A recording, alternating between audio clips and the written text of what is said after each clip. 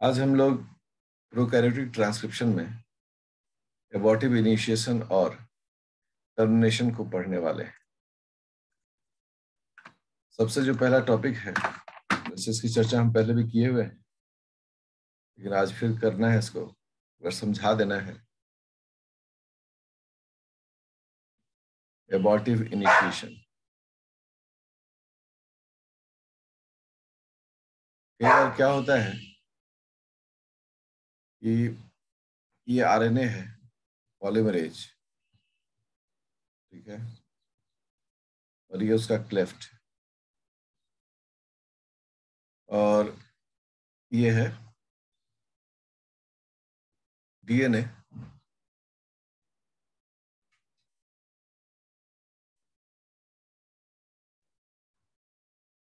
ठीक है, इसको हम बताए हुए हैं। कई बार क्या होता है कि शुरू होने से पहले, जैसे यहाँ सोच के शुरू हो रहा है ग्रीन कलर का प्राइमरी ट्रांसक्रिप्ट। कई बार क्या होता है कि अब जैसे यहाँ देखो कि 1 2 3 4 कुछ 5 ऐसे 6 कुछ ट्रांसक्रिप्शन हुआ, लेकिन अभी इतना स्ट्रांग नहीं हुआ है ये आगे तक टिका रह सके। तो रिजल्ट क्या होता है, ये कुछ ट्रांसक्रिप्शन के बाद ये यहाँ से खुल सकता है, खुलकर ये एबॉर्ट हो सकता है। एबॉर्ट मतलब क्या होता है, किसी चीज को कंसीव करना, उसको मैच्योरिटी से पहले उसको रिलीज कर देना, ये खुल के बाहर निकल के डैमेज हो सकता है, ठीक है। अब अगर ऐसा हो तो फिर तो बहुत गड़बड़ है, ट्रांसक्रिप्शन ही नहीं हो पाएगा, ठीक है ना। इसलिए उस वक्त इस टर्नरी स्ट्रक्चर, देखिए टर्नरी कैसे बोले, ये आरएनए पॉलीमरेज है, ये डीएनए है, और ये आरएनए है। इससे हम लोग बोलते हैं टर्नरी स्ट्रक्चर। तो जब इनिशिएशन शुरू हो जाता है तो हम एक इसको ऐसे डायग्राम दिखाते हैं, ठीक है। अब यहाँ इनिशिएशन शुरू हुआ, 1 2 3 4 5 6 7। अभी देखो यहाँ 7 बेस पेयर्स हैं, अभी ये खुल के निकल सकता है। तो सेल की ये कोशिश रहती है, सेल की ये कोशिश रहती है कि इसको अभी निकलने नहीं दिया जाए, क्योंकि अभी ये बहुत कोमल है, अभी फट से यहां से निकल सकता है। तो सेल की एक व्यवस्था होती है जिसमें वो 10 बेस पेयर तक इसको पकड़ कर रखता है, ठीक है ना, उसको वहां से हिलने नहीं देता है। एक बार अगर 10 बेस पेयर बन गए तो फिर ये डीएनए टेम्पलेट से नहीं निकलता है, ठीक है। तो एबॉर्टिव इनिशिएशन को कैसे प्रोटेक्ट करना होता है कि 10 बेस पेयर्स तक इस सिस्टम को प्रोटेक्ट करके रखना होता है। तो इसके लिए आरएनए पॉलीमरेज जो है, आरएनए पॉलीमरेज जो है वो छोटे छोटे RNA molecules less than 10 nucleotides को बनाता है। आरएनए पॉलीमरेज ट्रांसक्राइब्स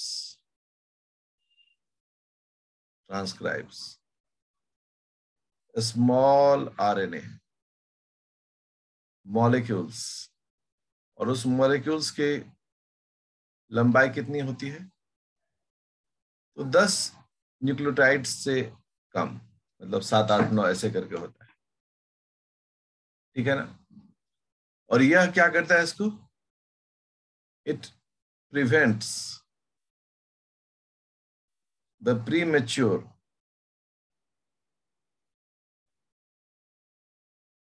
premature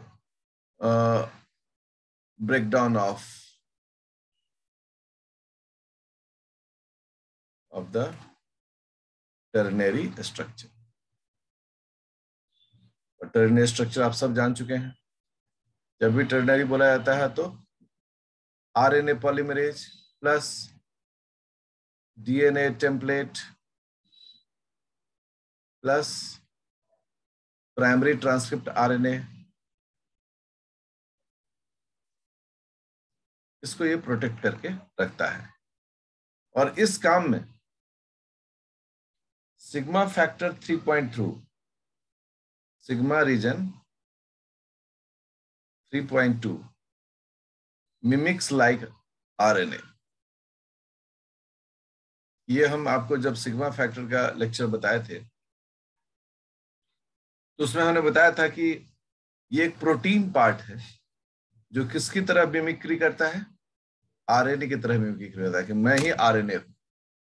अब इसका नतीजा क्या होता है कि डीएनए से, अब देखो इसको भी हम बताते हैं, जैसे कोई बॉलर होता है तो बॉलिंग करने के लिए क्या करता है, क्रीज से पहले दौड़ के आता है ना? उसी तरह से क्या होता है कि जब आरएनए ट्रांसक्रिप्शन शुरू होता है तो देखो यहां से ट्रांसक्रिप्शन शुरू होना है, उससे पहले इतना दूर तक आरएनए मिमिक होता है, आरएनए मिमिक जो आरएनए की तरह बिहेव करता है, बट वो आरएनए नहीं होता है। ये इतना दूर का जो हिस्सा होता है वो क्या होता है, सिग्मा रीजन 3.2। अब इसका इसका फायदा क्या होता है कि डीएनए पर आसानी से क्या करता है, मैच करता है। तो अब जरा देखो इस डायग्राम को मैं बता रहा हूं, ये डीएनए है।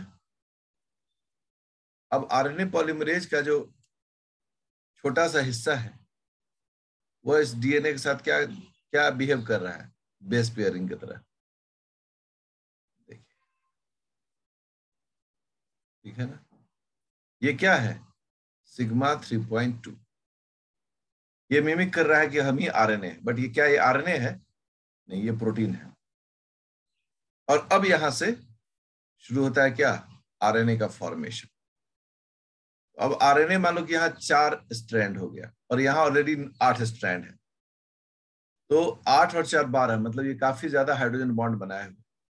इस टुकड़ा को टूट कर बाहर निकलने की गुंजाइश नहीं के बराबर होती है, और इस तरह से एबॉर्टिव इनिशिएशन को प्रोटेक्ट किया जाता है। ठीक है, और इसमें 3.2 का भी हेल्प बहुत नोटिसेबल है। ठीक है, जीआरई प्रोटीन जो है वो बेसिकली प्रोकैरियोट्स में मिलता है। सबसे पहला स्टेटमेंट यहां हो रहा है, फाउंड इन प्रोकैरियोट्स। प्रोकैरियोट्स, ये जीआरई प्रोटीन के बारे में चर्चाएं हो रही। ठीक है, जबकि यूकैरियोट्स में इसके जगह पर S2 प्रोटीन होता है। ठीक है, while in eukaryotes S2 proteins act like GRE। ये भी आपको दिमाग में रहे, वहां S2 प्रोटीन है जो इस तरह से काम करता है। और इसका रोल क्या है, ये इंडोन्यूक्लियस की तरह काम करता है। जैसे इंडोन्यूक्लियस तोड़ देता है ना फॉस्फेट बॉन्ड को, उसी तरीके से देखिए कैसे काम करता है। कहते हैं क्या कि ये ट्रांसक्रिप्शन इलॉन्गेशन फैक्टर, मतलब इसके बारे में एक लाइन और लिख देते हैं, ये transcription elongation factor, transcription elongation factor, TEF। ठीक है, इसका रोल क्या होता है, इसका रोल होता है क्लीवेज एक्टिविटी, मतलब ब्रेक डाउन करना फ्रैगमेंट में, activity of RNA polymerase on primary transcript. ठीक है, क्या काम है भाई, या आरएनए पॉलीमरेज का एक स्पेशल एक्टिविटी को, दैट्स कॉल्ड क्लीवेज एक्टिविटी को कंडक्ट करता है जीआरई। और वो किस पर कंडक्ट होता है, प्राइमरी ट्रांसक्रिप्ट। मतलब ये जो नया आरएनए बन रहा है उस आरएनए को ये तोड़ देगा। क्यों तोड़ देगा? क्योंकि वहां पर एरर होता है। ठीक है। और जैसे ही एरर है तो भाई उसको तो ठीक करना इसका इसकी ड्यूटी है। इसके दो टाइप होते हैं जीआरई प्रोटीन के, GRE A and GRE B. ठीक है। जीआरई ए और जीआरई बी प्रोटीन जो होते हैं आरएनए पॉलीमरेज से निकलते हैं और आरएनए पॉलीमरेज के जो कैटालिटिक साइट है उस साइट के नेचर को बदल देता है। ठीक है ना। They convert the catalytic site of RNA polymerase into किस में कन्वर्ट करता है ये? इंटू राइबो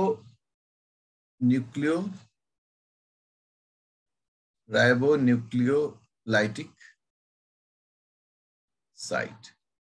जब ये टर्म हम बोल रहे होते हैं तो देखिए कैसे इसको हम लोग समझते हैं।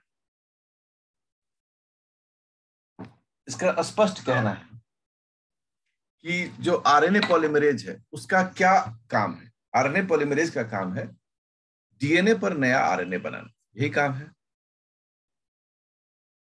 ये आरएनए पॉलीमरेज का डायग्राम हम लोग दिखा रहे हैं। ये इसका क्लेफ्ट है, करेक्ट, और ये इसका एक्टिव साइट। ठीक है, दिस इज एक्टिव साइट। तो आरएनए पॉलीमरेज जो है उसके एक्टिव साइट पर क्या होता है? नया आरएनए बनता है, करेक्ट।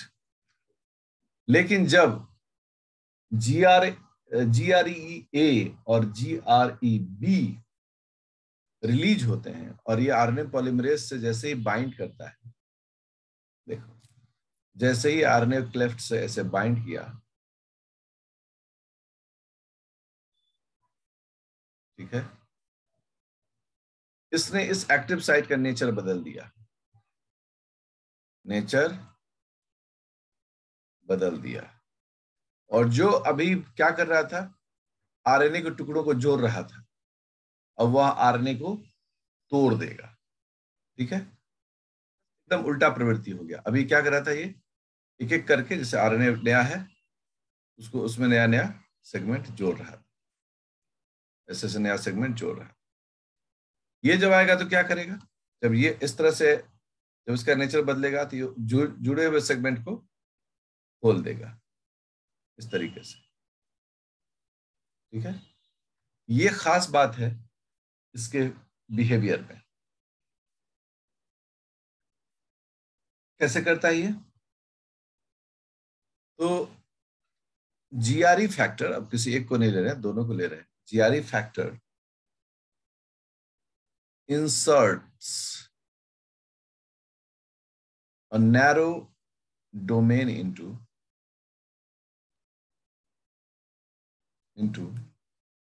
the catalytic site। मैं स्टेटमेंट लिखूंगा और डायग्राम में दिखाऊंगा।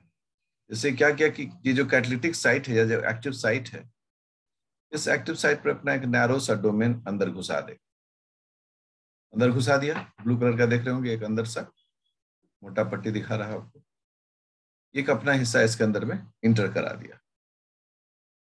ठीक है, catalytic, in the catalytic site of RNA polymerase, वहां उसने घुसा दिया अंदर। ठीक है, अब ये जो डोमेन है, डोमेन मतलब क्या होता है, एक खास हिस्सा। ये किसका डोमेन है? GRE factor. ऐसे डायग्राम बनाए थे ना, और ये हम दिखाया कि ये इसका डोमेन है। इस डोमेन को अंदर घुसाता है, जो ब्लू कलर का आप बैंड देख रहे हैं। इसको, इस जो डोमेन को देखेंगे, ये डोमेन जो होता है इसका यूनिक स्ट्रक्चर होता है। This domain, this domain may be a coiled coil structure. Coiled coil structure. coiled coil structure कैसा होता है? जैसे कोलाजन में coiled coil होता है, देखो ऐसे हुआ, फिर ऐसे हुआ, इस तरह के स्ट्रक्चर को coiled coil कहते हैं। जैसे रस्सी होता है ना, रस्सी भी coiled coil होता है। और जिंक रिबन, जिंक रिबन हम अभी स्पेस में रखते हैं, इस पर हम चर्चा करेंगे कैसे ये जिंक के मदद से रिबन के स्ट्रक्चर का फॉर्मेशन होता है। अब ये तो अंदर घुस गया, ये जो डोमेन आप देख रहे हैं कहाँ इंटर कर गया?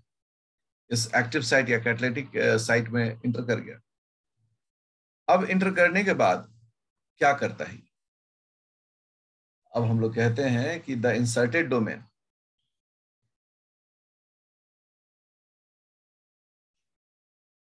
द इंसर्टेड डोमेन, जिस जो डोमेन को आपने इंसर्ट किया है,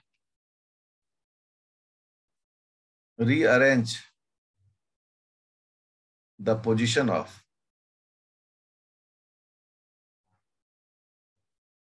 टू एस्पार्टेट। अब देखो आ गए टू एस्पार्टेट। एस्पार्टेट पर कौन सा चार्ज होता है? Negative charged amino acid. Two aspartate and primary catalytic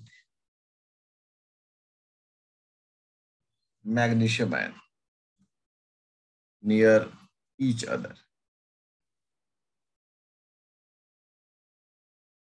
आप जितने लोग ट्रांसक्रिप्शन पढ़ रहे हैं, शुरू में आरएनए पॉलीमरेज के काम करने का तरीका बताया गया।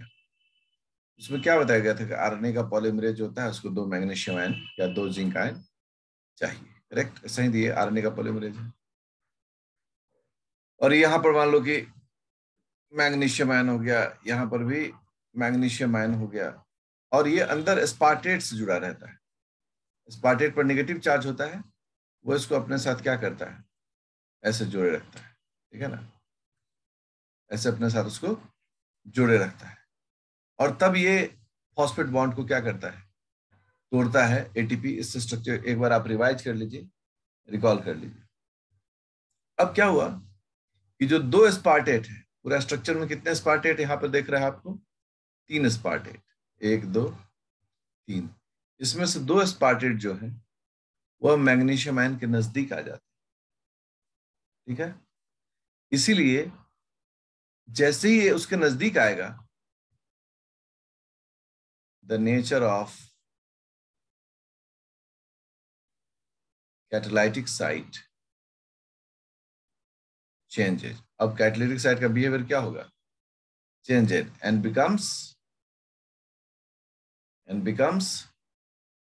राइबोन्यूक्लियोलाइटिक साइट। और किस तरह का उसका बिहेवियर हो जाएगा? Ribonucleolytic site by the help of second magnesium ion, by the help of second magnesium ion. क्योंकि यहां पर कितने मैग्नीशियम आयन है? 2।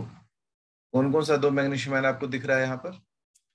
एक ये दिख रहा है और एक ये दिख रहा है, correct.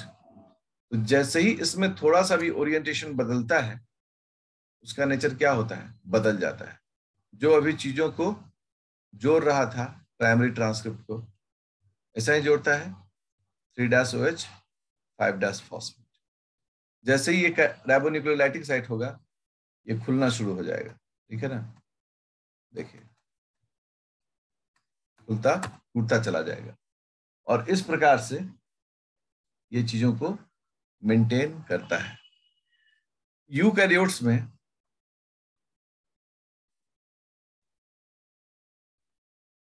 In eukaryotes transcription factor 2s acts in the similar way। वहां पर भी ट्रांसक्रिप्शन फैक्टर 2s जो है इसी तरीके से काम करता है यूकैरियोट्स में। इस पूरे घटना को अगर आप ऐसे समझें कि नेचर बदल देना। जीआरई प्रोटीन का क्या काम है? आरएनए पॉलीमरेज का जो एक्टिव साइट है, जो कैटालिटिक साइट है, जहां पर वो आरएनए के छोटे छोटे टुकड़ों को जोड़कर एक आरएनए बनाता है, उसके नेचर को बदल देना। कैसे नेचर को बदल देना? वो जोड़ने वाला साइट की जगह पर तोड़ने वाला साइट हो जाएगा। राइबो न्यूक्लियोलाइटिक मतलब क्या हो गया? बना हुआ जो आरएनए है, राइबो न्यूक्लिक एसिड का जो पॉलीमर है, उसको टुकड़ों में तोड़ देना। और वो टुकड़ों में कैसे तोड़ता है? Bye the help of GRE protein. GRE क्या करता है? उस एक्टिव कैटालिटिक साइट के अंदर में अपने डोमेन को घुसाता है, जो डायग्राम हमने दिखाया था।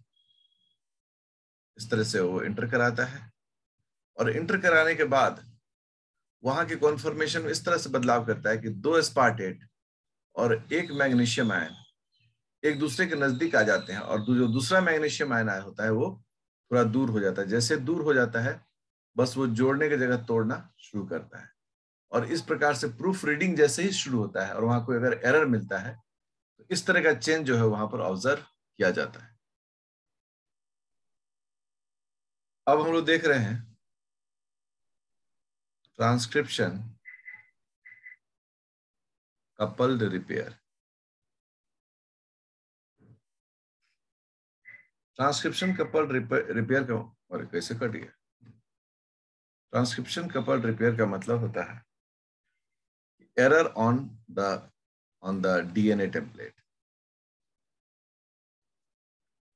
अब तक हम क्या कर रहे थे? किसमें एरर ढूंढ रहे थे? नया जो आरएनए बन रहा है उसमें। अब नहीं, टेम्पलेट में ही एरर हो गया। ठीक है, मान लो ये डीएनए है, ठीक से बनाते हैं। ठीक है, ये है ट्रांसक्रिप्शन आई या बबल। और सोचो कि यहां पर एक एरर आ जाए आगे। मैं इसको रेड कलर से करता हूं। यहां पर एक एरर है, जो डीएनए में एरर है। अभी तो काम बहुत बढ़िया चल रहा है, मस्त एकदम अच्छे से बन रहा है सब, फर्स्ट क्लास सब काम हो रहा है, दनादन, कोई टेंशन नहीं। लेकिन जब अब डीएनए पर एरर है, एरर ऑन डीएनए,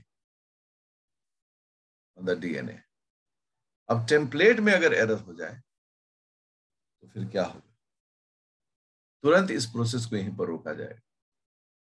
रोकने के पश्चात यहां पर न्यूक्लियोटाइड एक्साइजन CION रिपेयर प्रोटीन, इसको बोलते हैं NERP। ये ऐसे करके एक प्रोटीन होता है, इस तरह से उसको हम दिखाते हैं। 2 इसके साइट होते हैं, template, anti template, non template. ये वहां पर रिक्रूट हो जाता है, ये यहाँ पर रिक्रूट होगा।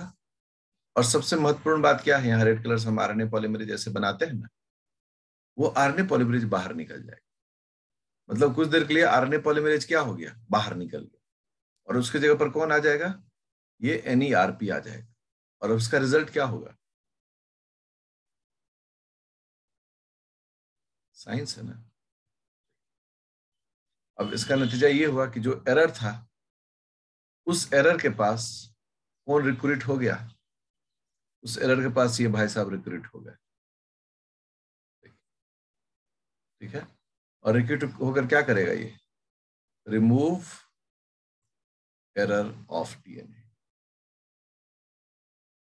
डीएनए का एरर निकाल दिया। मान लो अगर हम एरर निकाल दें तो कुछ इस तरह से ये 2 एरर जो थे वो निकल के बाहर हो गए। और अब आगे क्या होगा? अब अगले स्टेप में ये होगा, अब यहां पर ये जो NERP है, न्यूक्लियोटाइड एक्सचेंज रिपेयर प्रोटीन, ये बाहर निकल जाएगा और वापस यहां पर क्या जुड़ जाएगा? RNA polymerase. और अब फिर से जैसा काम हो रहा था वैसा काम शुरू हो जाएगा। ठीक है, आरएनए पॉलीमरेज अपना जो काम कर रहा था वो करता चला जाएगा। इस तरीके से रिपेयरिंग होता चला जाएगा। तो by this way repairing is done.